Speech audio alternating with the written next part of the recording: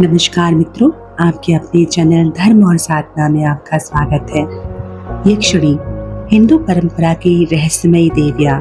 क्या आपने कभी सुना है किसी यक्षिणी के बारे में? प्राचीन हिंदू पौराणिक कथाओं के केंद्र में जहाँ देवता और राक्षस एक साथ विद्यमान हैं, वहाँ रहती हैं कुछ रहस्यमयी और मोहक आत्माएं, जिन्हें यक्षिणियाँ कहा जाता है।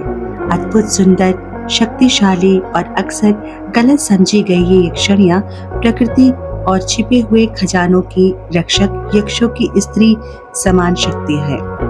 यक्षिणियों की मूर्तियाँ श्रृंगारित, मनमोहक और पत्थरों में उकेरी गई है। यक्षिणियाँ उर्वरता, समृद्धि और जंगलों की आत्माएं हैं। उनका वर्णन हिंदू, जैन और बौद्ध परंपराओं में मिलता है। अक्सर वे प्राचीन मंदिरों के स्तंभों में उकेरी गई होती हैं। मौन लेकिन सजग, प्रतीक्षा रक्षक यक्षिणियों का सबसे पहला उल्लेख पुराणों ग्रंथों में मिलता है।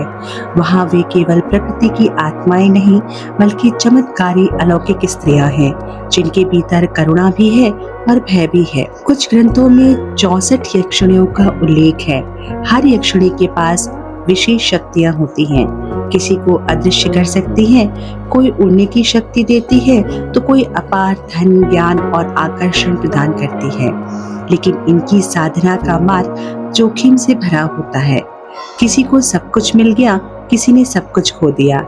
ऐसे ही एक यक्षिणी है विचित्रमाला, जो साधक को खजाने प्रदान करती है, पर तभी जब उसका मन शुद्ध और अनुशासन पूर्ण हो। एक और है हर सिद्धि, जो दिव्य शक्तियाँ देती हैं, लेकिन एक मूल्य के साथ। कुछ कथाओं में यक्षिणियाँ पवित्र और उपवनों और प्राचीन वृक्षों की रक्षक होती हैं।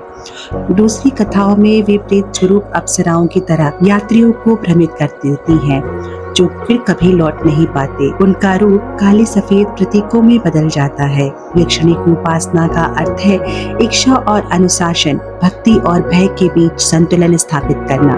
वे दिव्य हैं, लेकिन वश में नहीं है। यक्षिणियाँ आज भी नारीत्व की दिव्य शक्ति का प्रतीक है। मोहक, जंगली और मृत्युदेह से परे, उनमें हम प्रकृति की सुंदरता और शक्ति का शाश्वत नृत्य दिखाई देता है।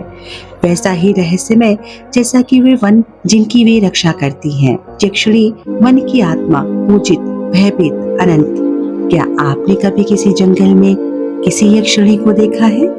अगर देखा है तो हमें कमेंट में जरूर बताइए। तो ये थी यक्षिणियाँ, जो रहस्यमयी भी है और रोचक भी। अगली कथा में इनके बारे में और जानकारी के साथ आएंगे। तब तक के लिए नमस्कार।